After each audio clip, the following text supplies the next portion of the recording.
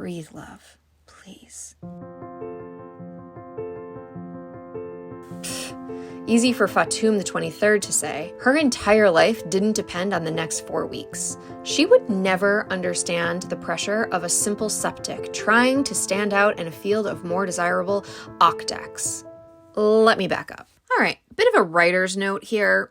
I have to yet figure out what Love's full last name is, then a lot about his heritage will be inserted right here, but I haven't done it yet. So I'm going to read you the paragraph, and, might be awkward. This is awkward. I'm sorry about this, but this is the truth of the writing process. So I don't have a last name for him yet, so I'm going to read you the paragraph without it.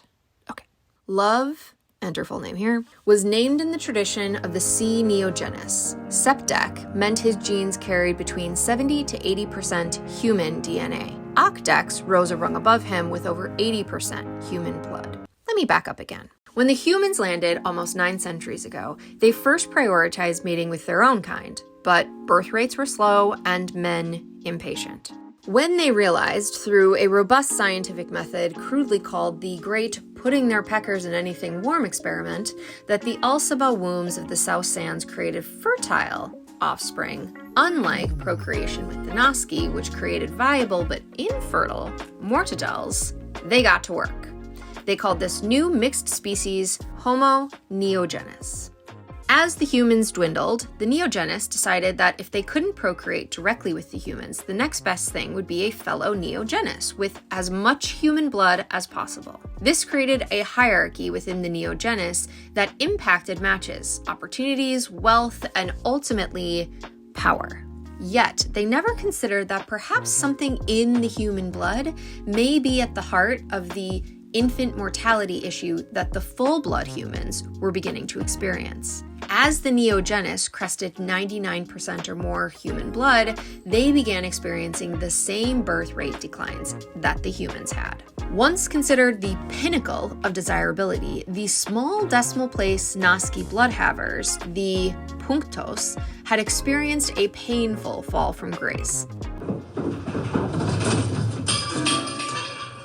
Now, the most fashionable specimen had low 90th percentile human blood, the naudek, enough to have the benefits of human blood, longer life expectancy and higher intelligence, while allowing enough room not to push their grandchildren over that 99% threshold. A 92 and a 94 were a match made in the abacuses of the sea.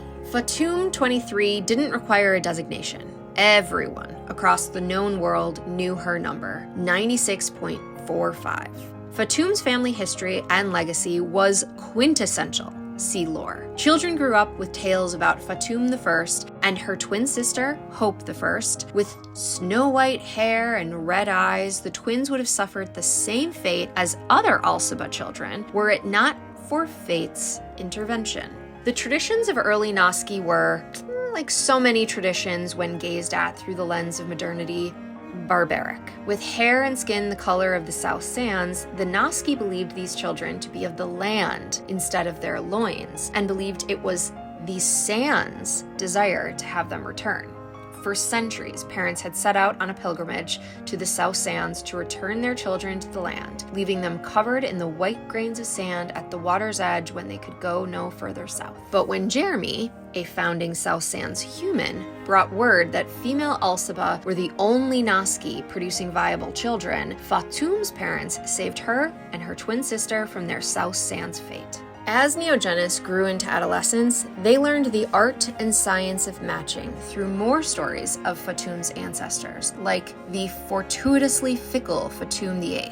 Fatum VIII did not abide rules. A typical angsty teen, she bucked against her station and the prescribed set of full-blood human suitors. Fatum's parents, like their parents and their parents and back, had arranged procreation with some ancient humans, around for centuries with property, knowledge, and power. An old name and somehow older balls. Fickle fit her, and in a stupor one night, her interest meandered to a random classmate, a meaningless exchange of bodily fluids with a meaningless 75 that created a child. Then again, because he was sort of fun. And again, until her parents, at their wits' end, locked her in a tower on the edge of the city like some fucking fairy tale. And as the story always goes, good old meaningless 75 schemed his way to impregnating her again. After 12 children, Fatum's parents relented. Meanwhile, Hope VIII, the twin family living on the Isle of the Gods, aka the Goodly One, had married the humans her parents wanted.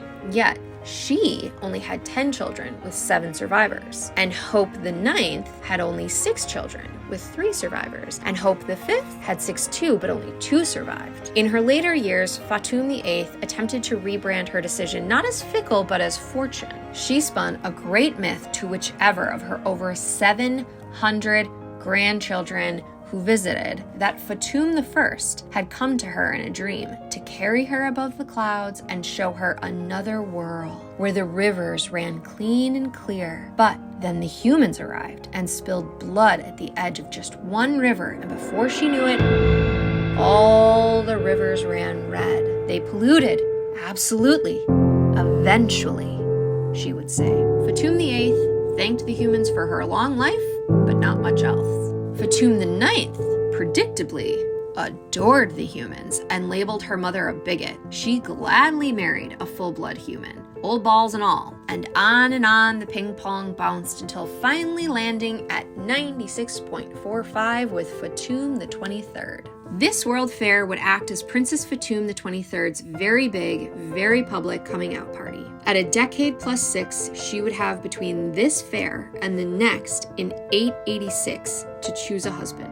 Every eligible dickhole would seek her as a prize, a beautiful wife and the eventual throne for their offspring. 23 was also unique in her looks. Although all Neojenis had Ulciba blood, most Neojenis were not white-haired and red-eyed. Most had the full spectrum of hair, eye, and skin colors of the Noski or the humans. The Fatum and Hope lineages, however, were notoriously prone to Ulciba features. Of course, they used this to legitimize their legacy as chosen by fate to lead. Yet, Fatum XXIII was a dark fate. With chestnut hair and blue eyes, she still had painfully white skin like her mother and grandmother, and back and back and back. Meanwhile, just over 2 decades, Love Sepdek, we don't know his last name yet, needed an act of proof to secure a good match. A trophy for his showcase so grand that the shadow it cast would make his dismal number hard to read. Is that a 7 or a 9? If he had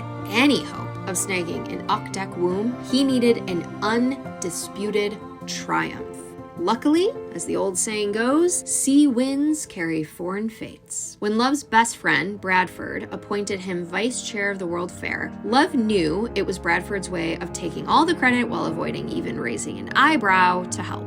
Still, vice chair of the largest event on the planet would provide the opportunity Love needed to achieve his upgrade to procreational. When Bradford took ill after being stung during a fishing expedition just 8 weeks before the opening ceremony, the committee agreed to promote Love to chair. The new role included exclusive access to the events with the most powerful from every corner of the globe. Love found the idea as terrifying as he did opportunistic. Now, with just 4 weeks until opening ceremony, the who's who would begin arriving in just 3 weeks for luxury experiences to showcase the great wealth, prominence, and power of the sea. The first event on their agenda would be the Welcome Ball, where Fatum XXIII would make her public debut. In this, the rehearsal with the princess, her parents, and her grandmother, the queen, while Love painted the scene of how the staircase from which Fatum XXIII would descend would be flanked by bountiful, beautiful bouquets of wild mountain hyacinth being brought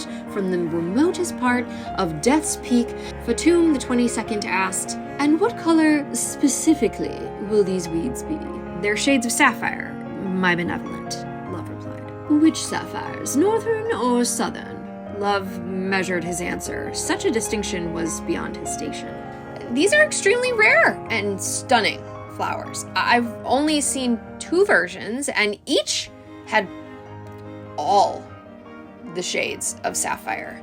Each petal is quite unique, with an impressive mix." "Cocoon," 22nd started as she turned to her daughter. "Did we decide on your frock?" I was leaning toward the blue, but I'm deathly afraid it would clash with these weeds he has you traipsing through. The yellow is quite lovely, but your skin tone plays so terribly with it. I wonder. She turned back toward Love. Could you paint the petals pink? Or get pink? What were they again? Mountain hijinks? As 22 giggled quietly, smugly to herself, Love hyacinth'd. Then, in a whisper from her hand to his elbow, which no one saw, Fatum XXIII said, "Breathe, Love, please." She followed in an upbeat tone. I agree with you, Mother, completely. I do so love the color of sea jewels, but wearing it and walking through it would clash terribly. Given the rarity of both these blooms, and me, it's a hard decision. 23 overacted her anguish at this decision.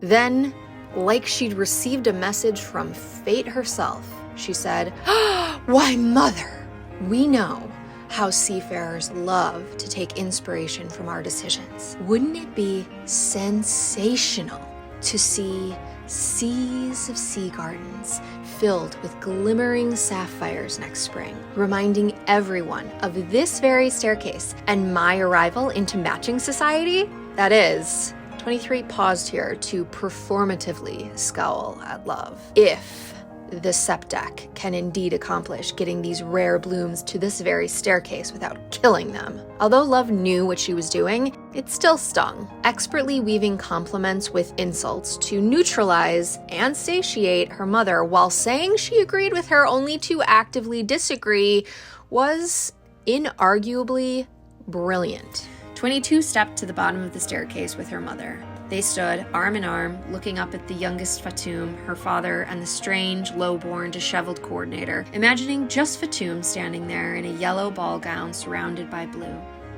After some quiet chatter between them, 22 announced, It must be immaculate. Proceed. Love didn't dare look down at his little savior, but he could feel her kind smile and hoped she could feel his in return.